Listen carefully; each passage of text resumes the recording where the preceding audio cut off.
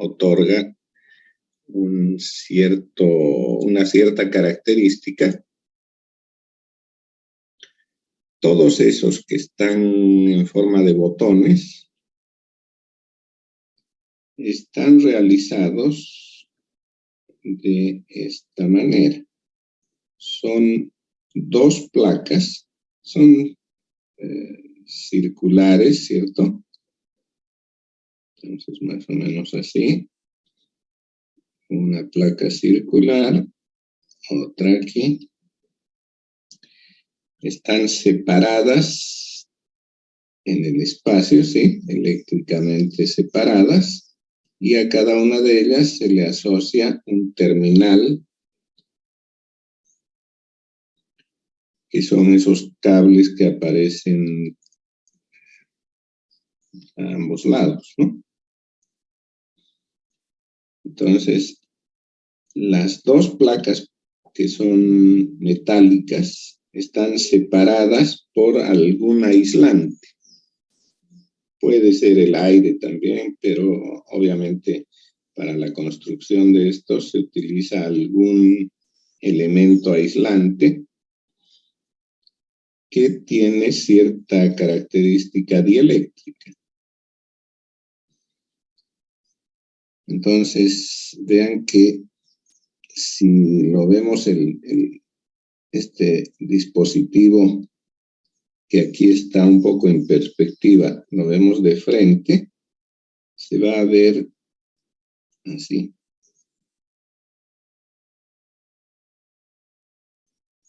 ¿Cierto? Entonces, al aplicarle una diferencia de potencial proveniente de un circuito externo, dependiendo de la polaridad que tenga ese voltaje, el condensador acumula carga, podría acumular, por ejemplo, carga positiva en esta lámina y negativa en esta otra. La cantidad de carga es idéntica, positiva, que la negativa. Entonces, esto produce una diferencia de potencial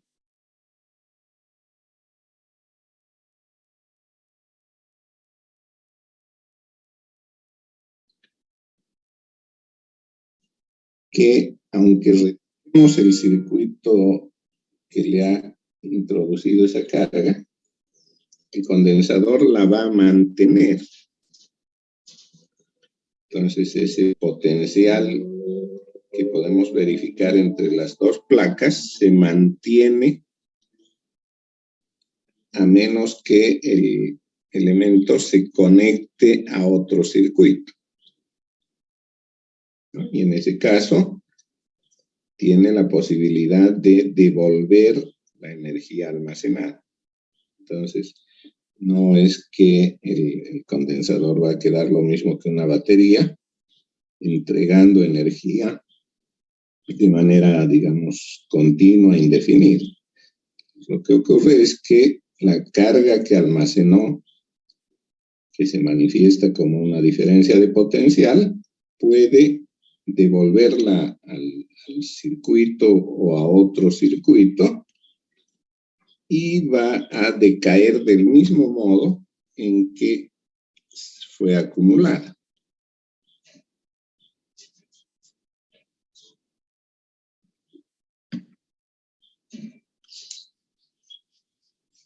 Bien, precisamente este dibujo que acabo de hacer del condensador visto de frente es el que se utiliza como símbolo para representar el condensador en circuitos eléctricos. Entonces, los símbolos que se emplea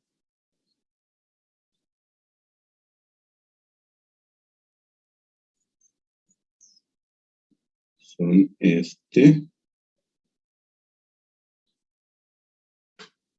También suele ponerse una de las placas media curva.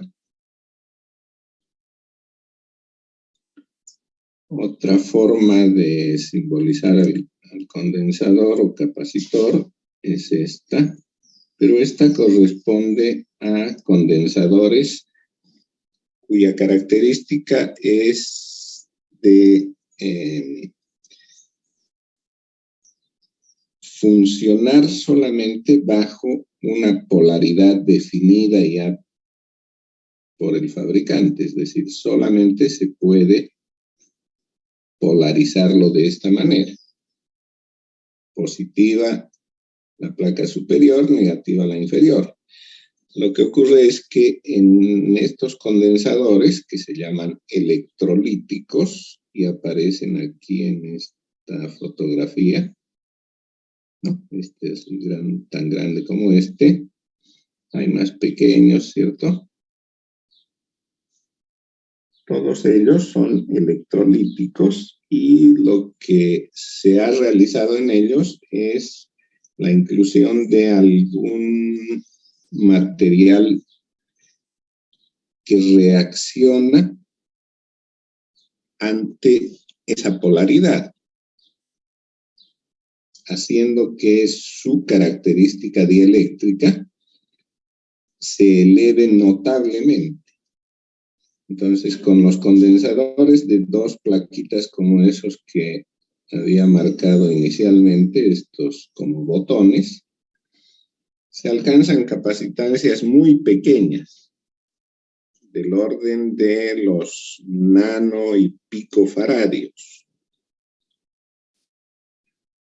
¿Por qué? Porque la capacitancia, que se expresa en faradios, es directamente proporcional a la superficie en contacto con el dieléctrico e inversamente proporcional a la distancia que separa a esas placas, ¿no? Entonces, aquí marcaremos mejor con otro color para que no se confunda.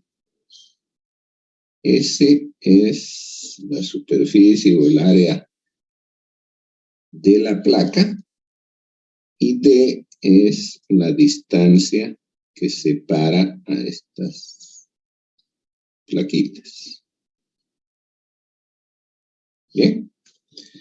Entonces, la capacitancia, decía, es directamente proporcional a la superficie. Para mayor superficie se obtiene mayor capacitancia.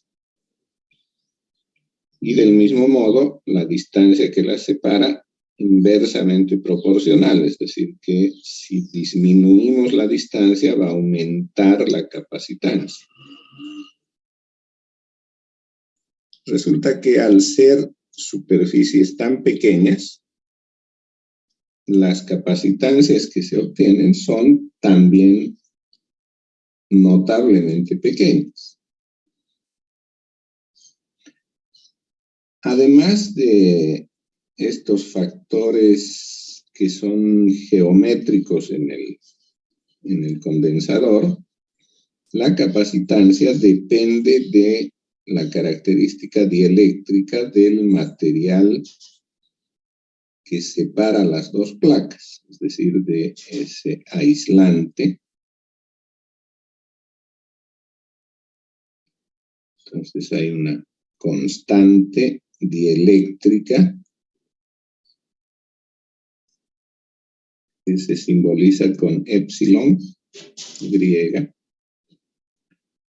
Entonces la capacitancia se puede obtener de esta manera, dependiente, como decía, de su geometría, es decir, del área y la distancia que separa las placas, y también dependiente del material dieléctrico que separa esas dos placas. Entonces, en el caso de los capacitores electrolíticos, lo que se consigue con esa reacción química que se produce en el material en que están inmersas las dos placas es elevar esa constante dieléctrica de manera que se consiguen capacitancias bastante grandes comparadas con las de los condensadores de estos cerámicos de botón.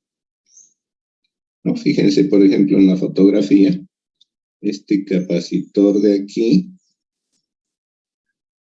tiene una capacitancia de 4.700 microfaradios.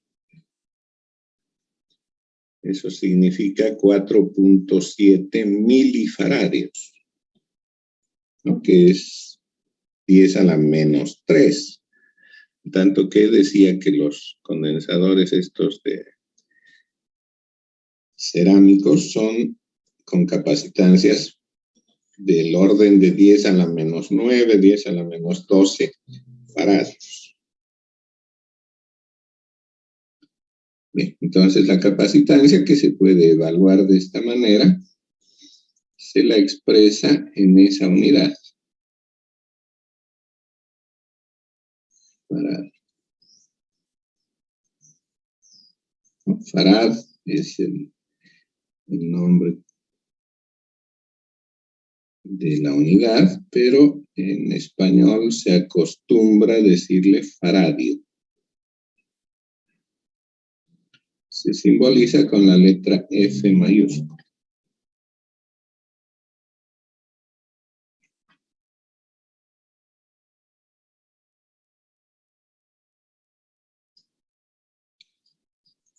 Ahora, lo mismo que las resistencias, los condensadores se pueden asociar tanto en serie como en paralelo.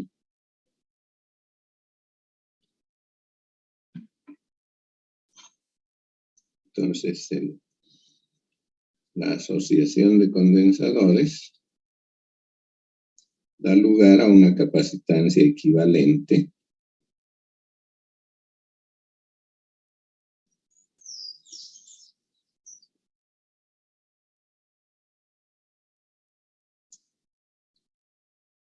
pero al contrario de lo que ocurre con las resistencias, en serie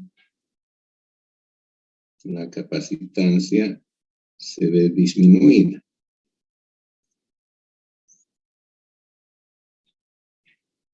Entonces, si estos condensadores C1 y C2 están conectados en serie, la capacitancia equivalente va a ser el recíproco de la suma de los recíprocos de las capacitancias parciales, ¿no? Lo que habíamos visto con las resistencias en paralelo.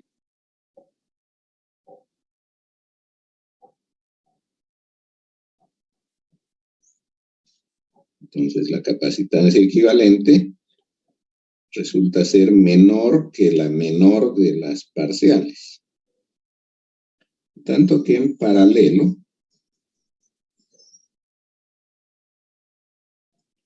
podríamos entender eso como que al conectar condensadores en paralelo se está aumentando el área de contacto, ¿sí?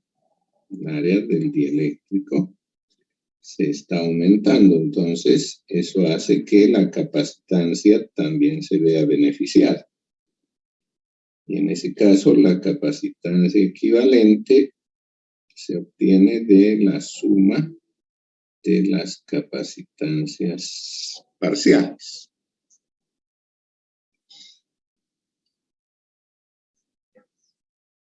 Ok.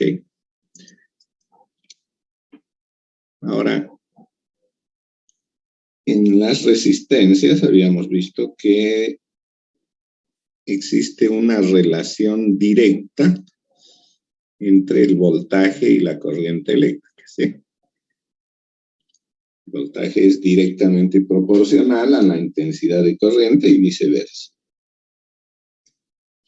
En cambio, en los condensadores, la relación entre el voltaje y la corriente es del tipo íntegro diferencial.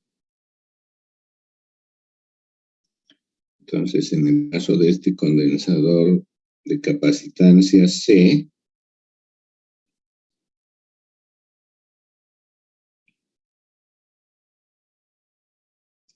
en el que se verifica un voltaje V sub C,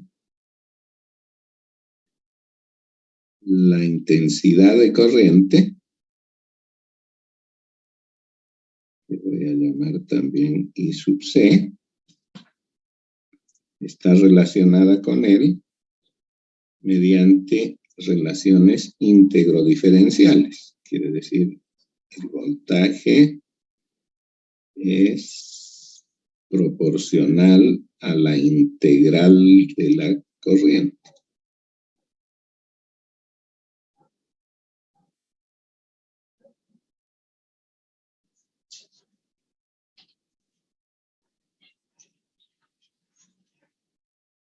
Y obviamente, del mismo modo, la corriente será proporcional a la derivada del voltaje.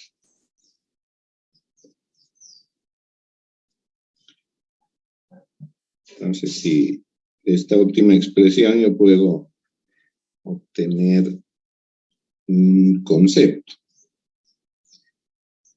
Al ser la corriente proporcional a la derivada del voltaje, solo existirá corriente si el voltaje varía en el tiempo.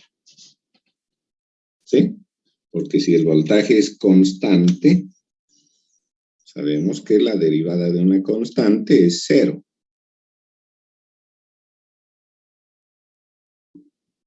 Entonces, si el voltaje aplicado al condensador es constante, continuo, no hay corriente en el condensador. Está actuando como ese par de placas separadas por un aislante, es decir, no hay posibilidad alguna de que circule la corriente. En cambio, si ese voltaje varía en el tiempo de alguna manera, la intensidad de corriente va a ser proporcional a la forma en que varía versus el tiempo. En la otra expresión, en la del voltaje, que decíamos es proporcional a la integral de la corriente, como la corriente es el producto del movimiento de cargas. Entonces el voltaje,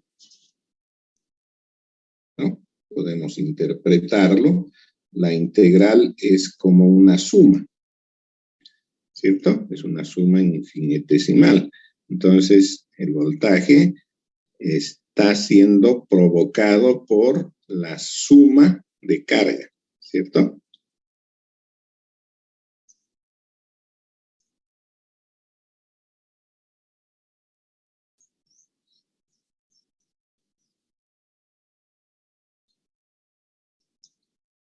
Bien. El otro componente del que había mencionado tiene la característica de almacenar energía, es la bobina, que también se conoce como autoinductor.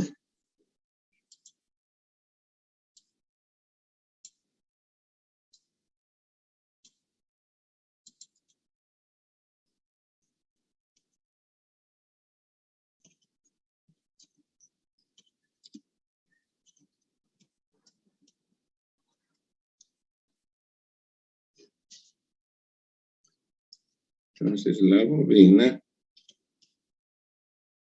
que físicamente puede aparecer así,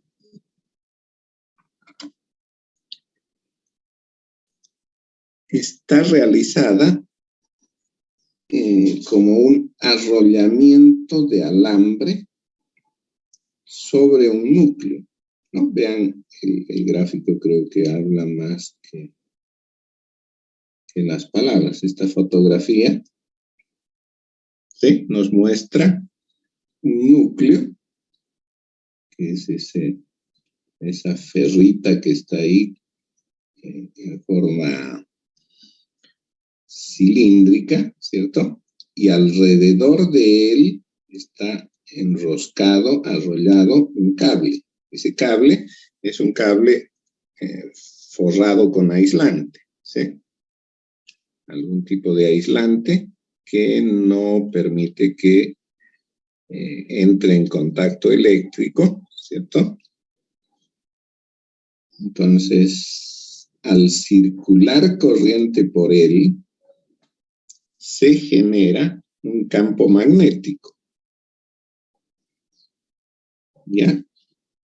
Cuando la corriente es continua, la aplicación de este tipo de elementos la conocemos como electroimán, ¿cierto? Si hacemos un arrollamiento como este, en un material de características ferromagnéticas, aunque no sea imán propiamente, al circular una corriente por el cable, esta induce un campo magnético, convirtiendo al dispositivo en un imán, ¿no? Eso es lo que se ve en las películas. No sé si aquí habrá, pero he visto muchas películas norteamericanas en esos depósitos de automóviles chatarra, ¿cierto? Entonces hay un brazo mecánico del que pende este electroimán, ¿cierto? Entonces lo energizan, lo acercan a un automóvil y este lo atrae, ¿no? Debido ver casi como un papelito, lo levanta, lo lleva al lugar donde se quiere depositarlo y obviamente desconectan la energía eléctrica que había convertido en imán a ese arreglo, a ese dispositivo, pierde su característica magnética y el auto cae, ¿cierto? Normalmente en las películas de detectives y policías, el malo es quien maneja la máquina y dentro del auto está el detective, el policía, no sé quién. ¿Cierto? Han debido ver alguna película así con esa escena. Bueno, pero en el autoinductor no nos interesa esa aplicación de conversión del núcleo ferromagnético en un imán. Lo que nos interesa es que cuando circula corriente y esta corriente varía en el tiempo, el campo magnético inducido también varía con el tiempo. Pero un campo magnético variable en el tiempo, en el cual se introduce una bobina, un arrollamiento de cable, induce en la bobina, una corriente. O sea que hay por eso se llama autoinductor, hay una autoinductancia. La corriente eléctrica produce un campo eléctrico que induce campo magnético. Y ese campo magnético autoinduce campo eléctrico produciendo corriente. Bien. Entonces se puede decir que la energía que se le está entregando a la bobina se va a manifestar como una corriente almacenada. Obviamente que no podemos hacer lo mismo que con el condensador, ¿no? En el condensador, decíamos, si está dentro de un circuito que contiene alguna fuente de energía, el condensador se carga, adquiere una diferencia de potencial. Si lo retiro al condensador del circuito, va a mantenerse esa diferencia de potencial. Ese voltaje se mantiene. ¿cierto? Hasta que, bueno, se lo entregue a otro circuito. Pero en tanto no lo haga, el voltaje va a mantenerse en el condensador. En la bobina, si bien almacena energía y se manifiesta esta como corriente eléctrica, sabemos que la corriente solo existe en un circuito cerrado.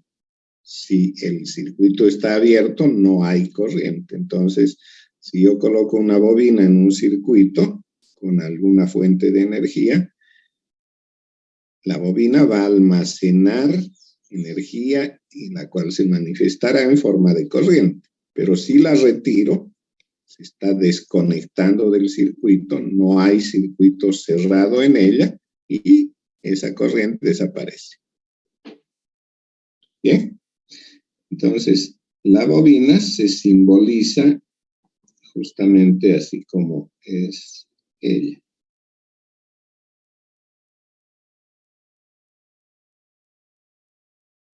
¿No? Este es el símbolo que se utiliza para la bobina.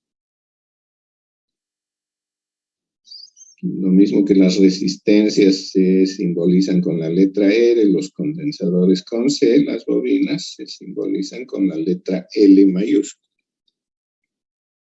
Esta L, que es su característica, se denomina autoinducción y es proporcional tanto a la geometría de la bobina como a la característica ferromagnética, magnética, digamos, del material del cual está hecho el núcleo. El núcleo inclusive puede ser aire. Entonces, esta L, ¿no? Voy a dibujar. No está bien así.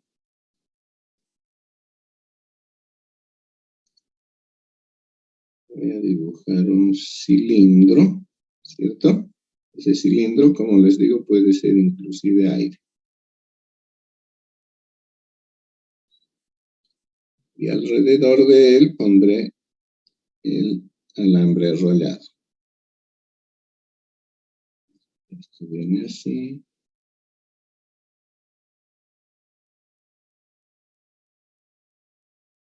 ¿Cierto?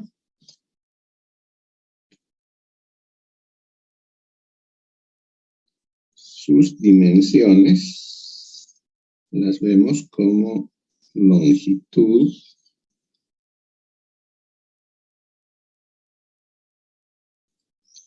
y diámetro del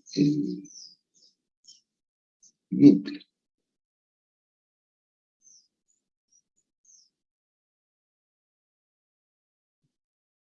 Entonces, L es proporcional directamente a la longitud. Cuanto más larga sea la bobina, mayor será la autoinductancia, e inversamente proporcional al diámetro de esta.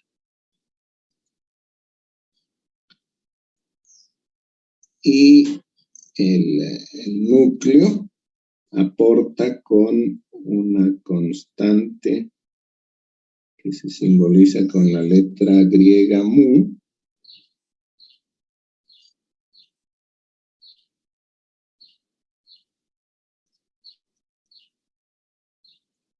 Entonces se alcanzan autoinductancias bastante pequeñas en arreglos así simples de arrollamiento. Se mejoran con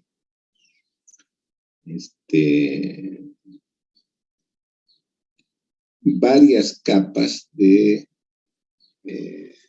arrollamiento, ¿no? Seguramente se puede advertir un poco eso en esta bobina de acá. Seguramente hay más de una capa de alambre arrollado. Otra forma de mejorar el rendimiento del arrollamiento es o se puede ver en estas tres bobinas, ¿cierto? Que tienen forma toroidal. El núcleo no es un cilindro, sino más bien es una especie de cono, ¿cierto? El núcleo es así como esto.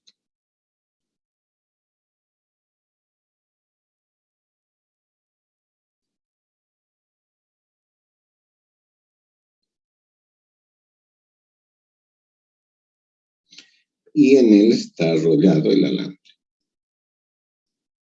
Entonces, al ser un núcleo cerrado, no es abierto como el cilíndrico, esto le da cierta característica que se aprovecha para elevar la autoinductancia. Bien, sea como fuere, la bobina se utiliza poco en circuitos eléctricos por el hecho de que produce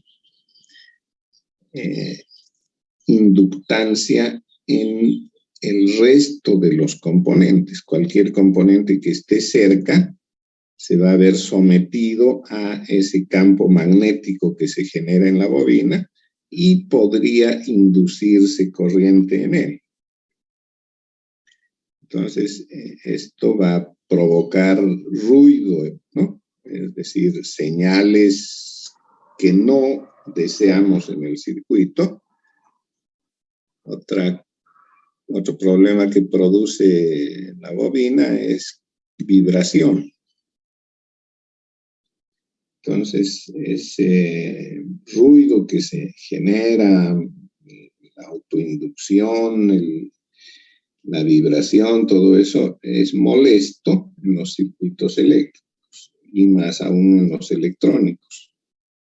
Entonces, suele buscarse la forma de evitar el uso de bobinas en los circuitos, ¿sí? Ahora, en cuanto a la asociación, esta se comporta del mismo modo que en las resistencias. Es decir, que en serie se suman.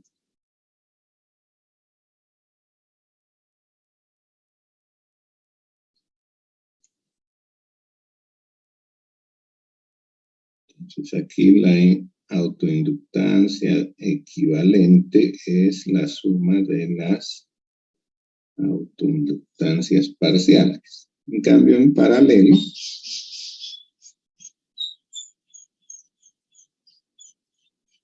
la autoinductancia se ve reducida porque la equivalente se obtiene de la suma de los recíprocos.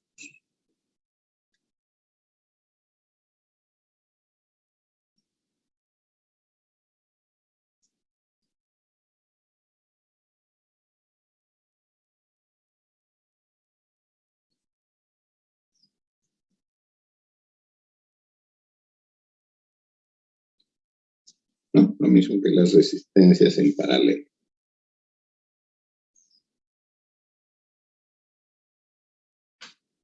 Ahora, ¿cómo se relacionan la corriente y el voltaje en una bobina? Del mismo modo que en el condensador, son relaciones integro-diferenciales.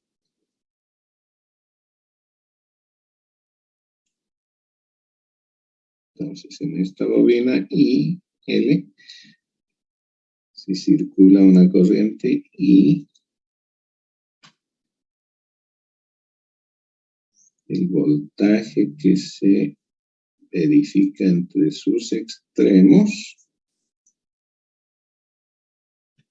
está relacionado con la corriente de esta manera.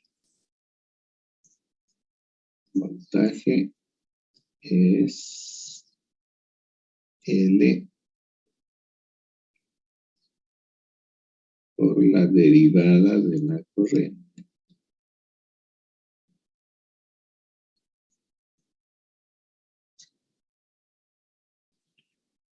Entonces, si la corriente es constante, la derivada de una constante es 0, por lo tanto el voltaje va a ser 0. ¿Sí? O sea que si circula corriente continua, constante en una bobina, sin variar en el tiempo, el voltaje entre los extremos es 0, es decir, que la bobina se comporta como un cortocircuito.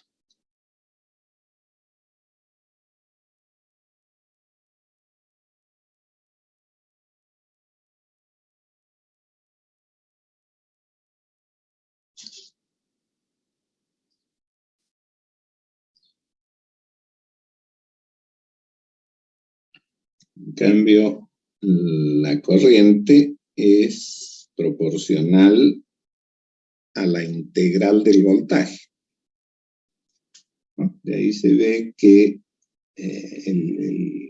la bobina almacena energía en forma de corriente eléctrica, ¿cierto? Porque la integral nace de una suma, ¿cierto? Una acumulación.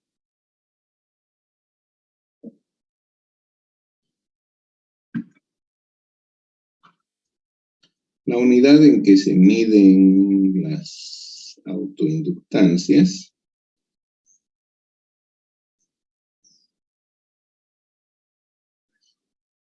es el Henry.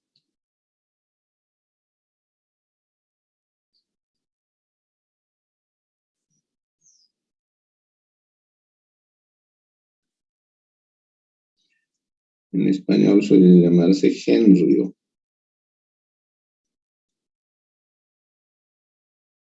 Y se simboliza con la letra H mayúscula.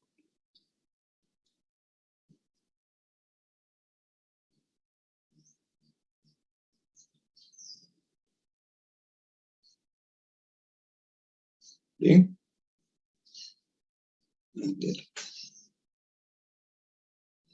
Creo que ya estamos en condiciones de ver circuitos con estos dispositivos.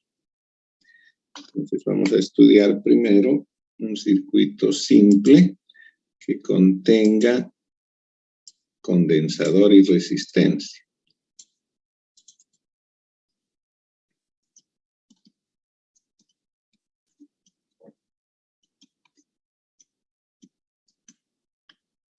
Entonces, condensador y resistencia en serie. Para esto vamos a construir un circuito así como este.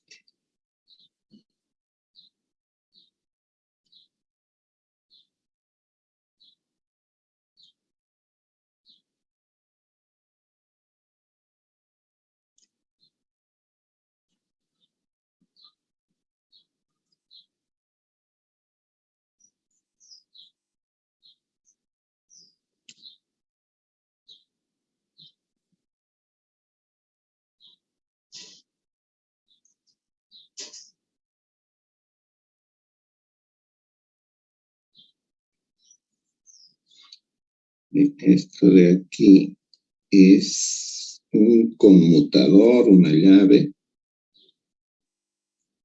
que está conectada a este punto donde está la resistencia. Y puede moverse a cualquiera de los dos contactos libres que tiene aquí. Los voy a llamar A y B. Bien, entonces libremente puede moverse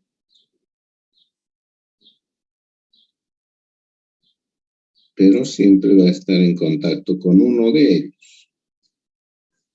Puede tomar contacto con A o con B, ¿no? Fíjense que si se conecta a A, el circuito está formado solo por la resistencia y el condensador en serie. Pero si lo ponemos en la posición B, la serie resistencia-condensador se añade a la fuente de voltaje. Bien, entonces, ¿qué vamos a estudiar en este circuito? Vamos a estudiar el voltaje y la corriente, ¿no? Nos interesa más en el condensador, pero también la veremos en la resistencia.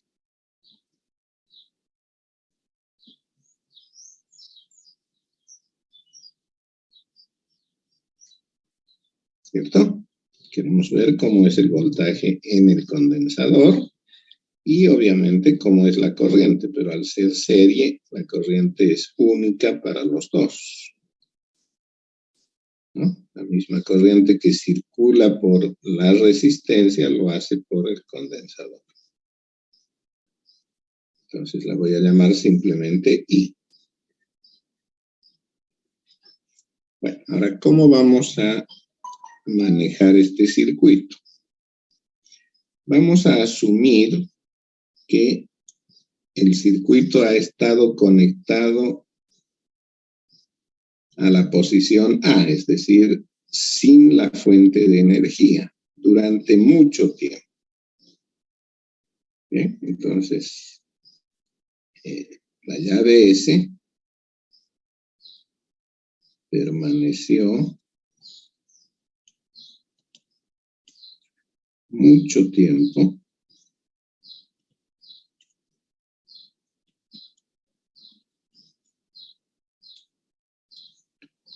en la posición A.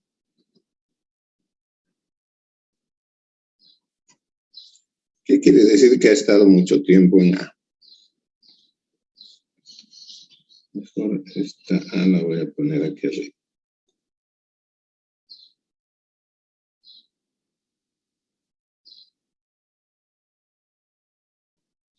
¿Qué quiere decir que estuvo mucho tiempo en la posición A? Que el circuito resistencia condensador en serie no tiene fuente de energía asociada. Es decir, que si el condensador hubiese tenido alguna energía antes de esto, al estar mucho tiempo en la posición A, esa energía se ha transformado en otra forma a través de la resistencia, ¿sí? O sea, si el condensador hubiera tenido almacenado un voltaje, ese voltaje se aplica a la resistencia y la resistencia lo convierte en calor, entonces esa energía se va disipando hasta que, en teoría, en un tiempo muy largo, ha desaparecido por completo, ¿sí? Ahora, no es necesario que ese tiempo sea infinito. Ni siquiera necesitamos de todo un semestre para que se descargue. Con unos segundos es suficiente, eso lo vamos a ver un poco más adelante. Pero vamos a asumir que el tiempo ha sido suficiente como para asegurarnos de que el condensador está completamente descargado. ¿Sí? Y una vez que nos hemos asegurado de esto, vamos a mover la llave a la posición B.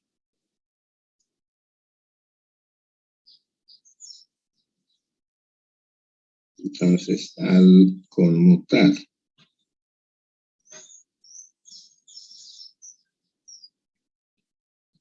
la llave S a la posición B, iniciamos el tiempo. Es decir, echamos a correr el reloj. ¿Sí? ¿Qué quiere decir eso? Significa que en T igual a 0, el voltaje del condensador es igual a 0.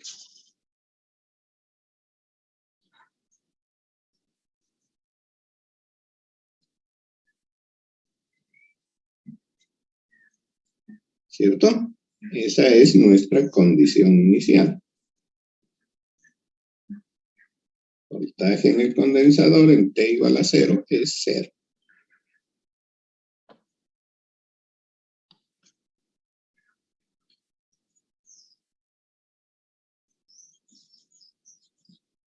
Bien, ahora que hemos movido la llave a la posición B, el circuito se cierra a través de la fuente de voltaje. Entonces tenemos 3 dispositivos en serie y podemos aplicar la ley de Kirchhoff de voltajes. Entonces, aplicando la ley de Kirchhoff de voltajes, y lo voy a hacer empezando aquí en este nodo, y seguiré en sentido horario. Entonces, primero encuentro el voltaje en la resistencia, ¿sí? Lo voy a anotar así. Enseguida está el voltaje en el condensador. Y por último, el voltaje en la fuente, ¿sí? Menos Vs. ¿No? Siempre ponemos el polo con el que primero nos encontramos. Ahora, ¿qué es el voltaje en la resistencia?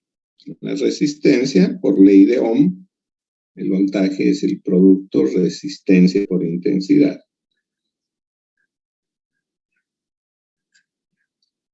En el condensador, ¿sí? Habíamos visto que el voltaje es 1 sobre C, la integral de I respecto al tiempo.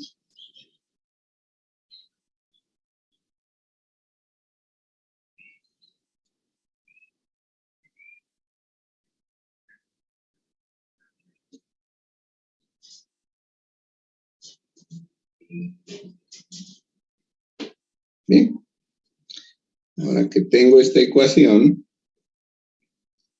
como me interesa resolverla para I, voy a derivar la ecuación.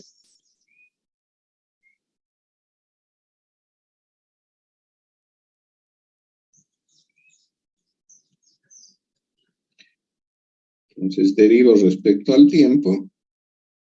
R y C son constantes, lo mismo que ds, entonces la derivada aquí sería simplemente R por derivada de I respecto al tiempo.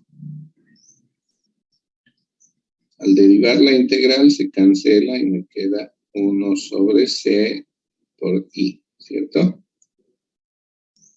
Como ves, es constante, la derivada es 0.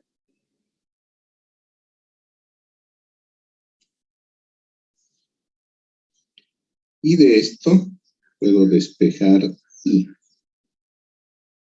¿cierto? Y entonces es menos RC por la derivada de I respecto al tiempo.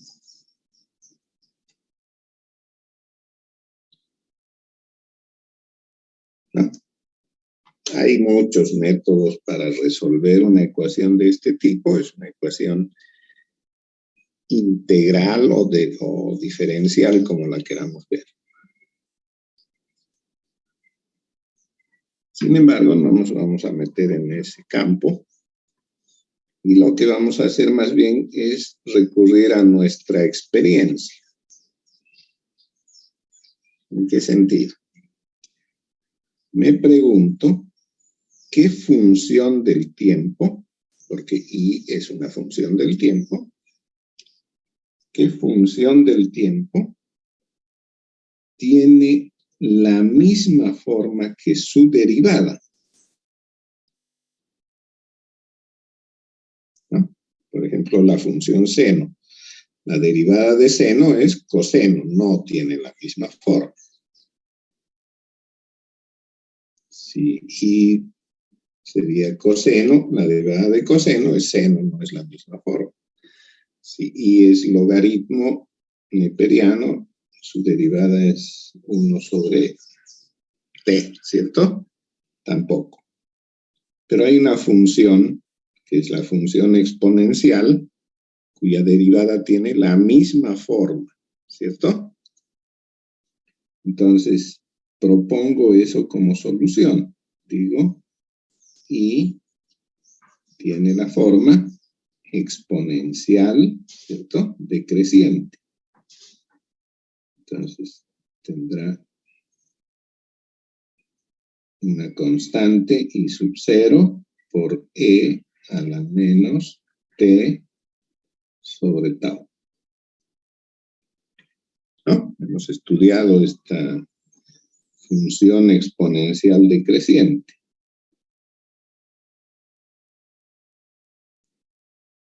Entonces, esta es nuestra solución propuesta.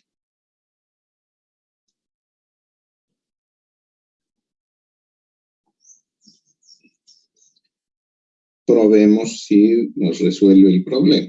En lugar de I, pongo lo que estoy proponiendo.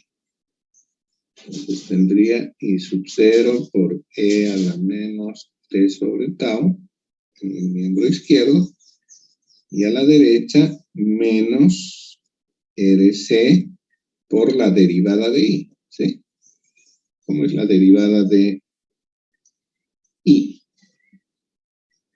I sub 0 es una constante, lo mismo que tau. Entonces, la derivada es E a la menos T sobre tau por la derivada del exponente, que es menos 1 sobre tau.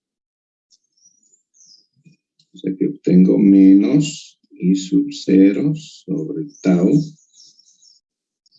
por E a la menos T sobre tau. ¿Cierto? Bueno, menos por menos da más. Y puedo escribir esto de esta manera.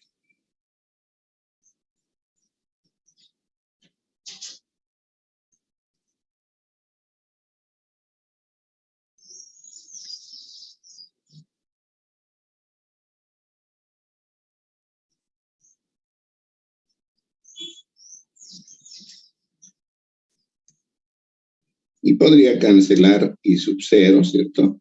Porque está en los dos miembros, es una constante, no es 0. Y también puedo cancelar la parte exponencial, ya que esta es 0 solo en t infinito. Voy a esperar que no llegue hasta ese momento, entonces cancelo tanto I sub 0 como E a la menos T sobre tau, que aparece en los dos miembros como factor único, ¿sí? Entonces esto con esto. ¿Qué me quedó? Que 1 es igual a RC sobre tau, es decir, que tau es el producto EDC. Bien, entonces ya conozco una de las constantes de la forma exponencial que propuse para I. Ya conozco tau. Me falta I sub 0. Para determinar I sub 0, voy a recurrir a la condición inicial. ¿No? Habíamos dicho como condición inicial que el voltaje en el condensador es igual a 0. ¿Cierto? Entonces, en esta ecuación a la que le voy a poner un número que se llame 1,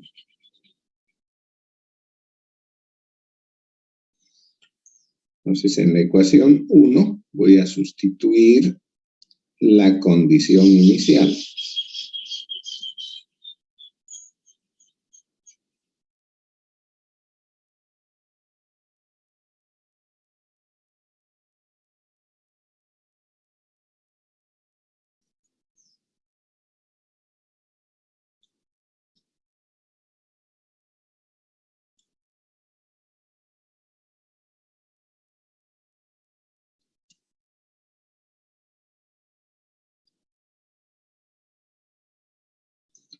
Es decir, V en el condensador en T igual a 0 es igual a 0. En la resistencia, ¿cuánto vale el voltaje en T igual a 0? En una resistencia, el voltaje es R por I, ¿cierto? Entonces, por I de 0, más el voltaje en el condensador, que es 0, menos Vs, ¿cierto? Esa sería mi ecuación. Ahora, ¿qué es I evaluado en 0? Es I sub 0 por E a la menos 0, ¿cierto? Estoy poniendo T igual a 0 en la solución propuesta.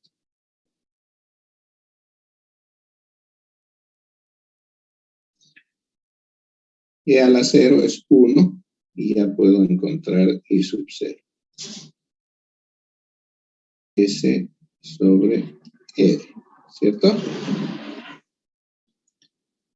Entonces ya tengo las dos constantes que conforman la solución propuesta.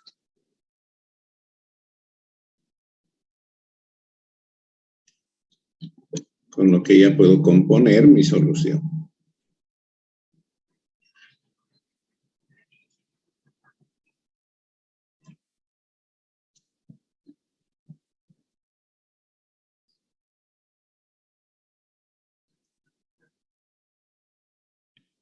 Entonces, la corriente I de T es I sub 0, que vale Vs sobre R, por E a la menos T sobre tau. ¿No? Siendo tau R por C, mejor le pongo RC.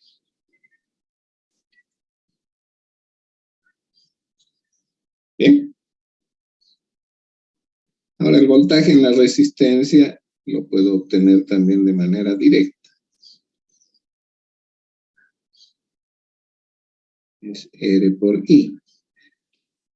Entonces, si multiplico esta última expresión por R, me da Vs por E a la menos T sobre RC. ¿Y qué es el voltaje en el condensador? Puedo obtenerlo de la expresión esta.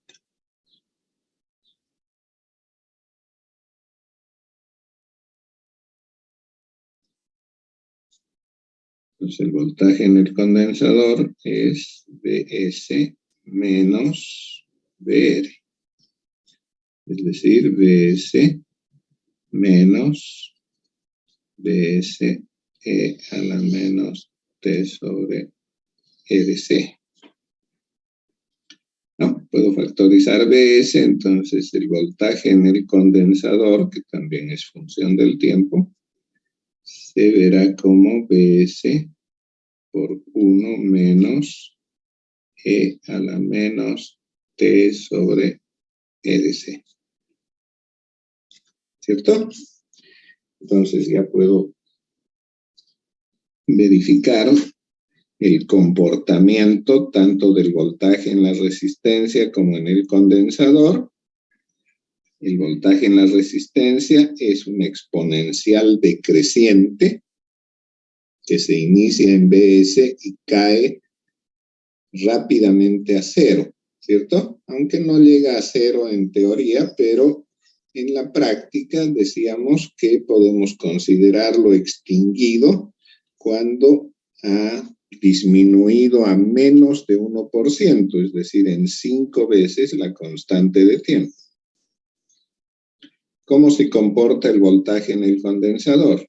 Es una exponencial creciente, asintótica, ¿cierto? Porque solo va a llegar a Vs, aunque en la teoría no llega a Vs, pero en la práctica podemos decir que sí lo hace en un tiempo aproximadamente superior a 5 veces la constante de tiempo.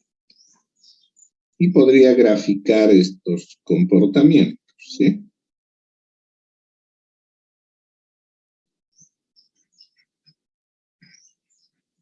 Pues aquí en este gráfico voy a poner tanto el voltaje en la resistencia en la corriente, ¿sí? Bueno, la corriente la voy a poner con otro color para que no sea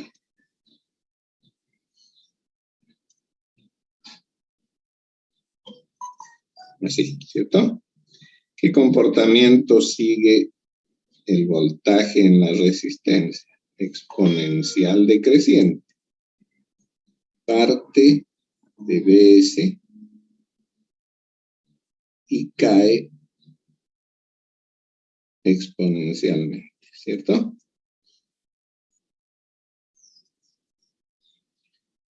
La corriente, en cambio, su valor inicial no es Bs, sino Bs sobre R. Entonces eso lo pondría con este color. Bs sobre R. Pero su comportamiento es el mismo, exponencial decreciente.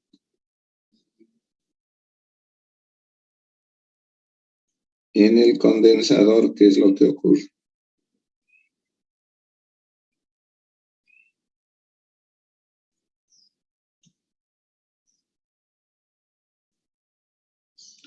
En el condensador, el comportamiento del voltaje es el de una exponencial creciente. Entonces, tiende a Vs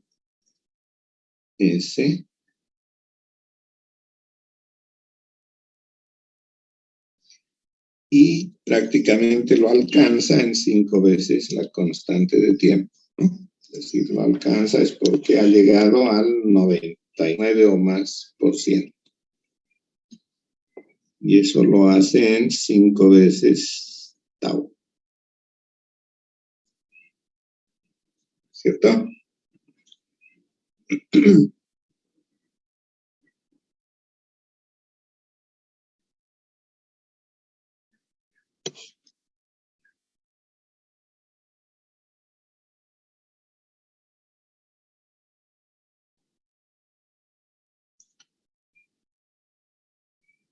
Ahora, ¿qué hay respecto a la constante de tiempo?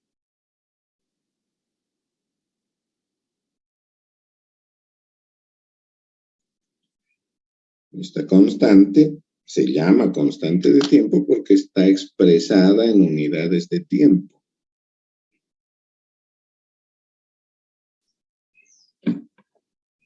Lo que significa que el producto resistencia-capacitancia, que se expresa en ohmios la resistencia y la capacitancia en faradios, debe darme segundos, ¿cierto?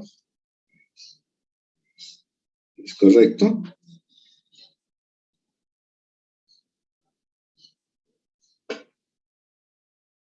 ¿Qué es faradio? Y eso voy a tener que recurrir a esta expresión de acá. Podría usar la expresión esta.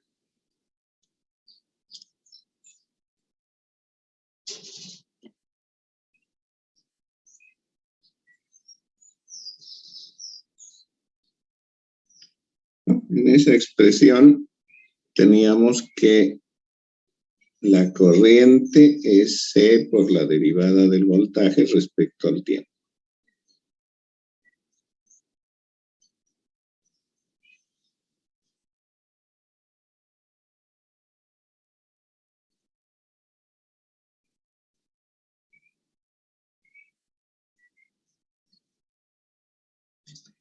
¿Qué es eso en términos de unidad?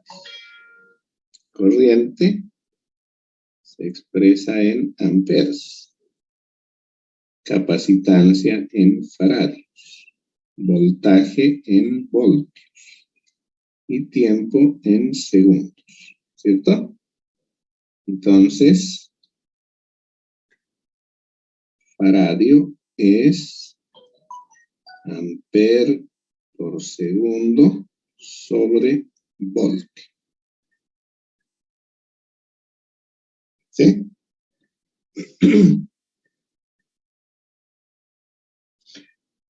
Podría decir amper por segundo es coulomb, ¿no? Lo voy a poner entre paréntesis, no nos interesa en este momento.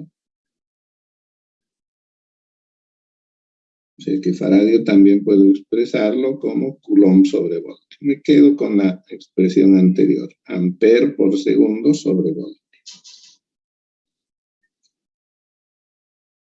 Bien, ¿qué es ohmio? Resistencia, sabemos que es voltaje sobre intensidad de corriente. En términos de unidades, ohmio es voltio sobre ampere. ¿Sí? Entonces, tau, que es el producto resistencia por capacitancia, en unidades, ¿cierto? Mejor no pongo igual, sino más bien voy a poner así. En unidades, resistencia es ohmio, capacitancia faradio, ohmio es voltio sobre ampere, faradio hemos visto que es ampere por segundo sobre voltio. Entonces se cancelan los voltios, se cancelan los amperes y nos queda en segundos. ¿Sí? Vale decir que efectivamente la constante de tiempo tau se expresa en unidades de tiempo.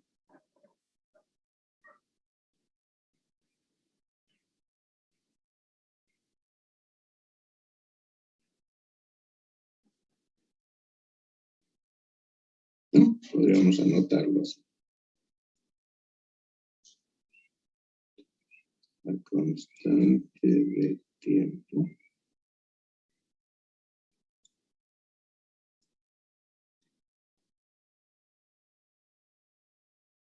tau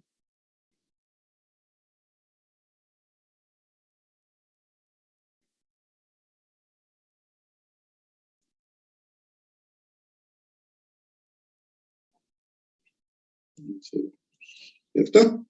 O sea, efectivamente es una constante de tiempo.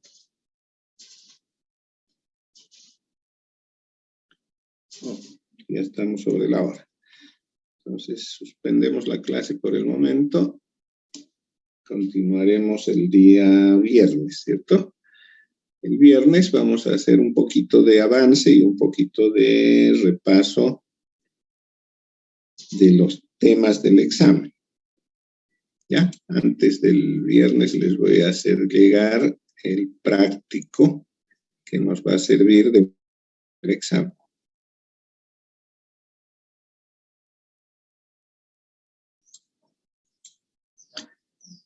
Bueno, entonces nos despedimos hasta el viernes. Cuídense. Hasta luego, ingeniero. Hasta luego, ingeniero. Mucho cuidado, parece que está fuerte esto de la cuarta ola. El Omicron. Así que si pueden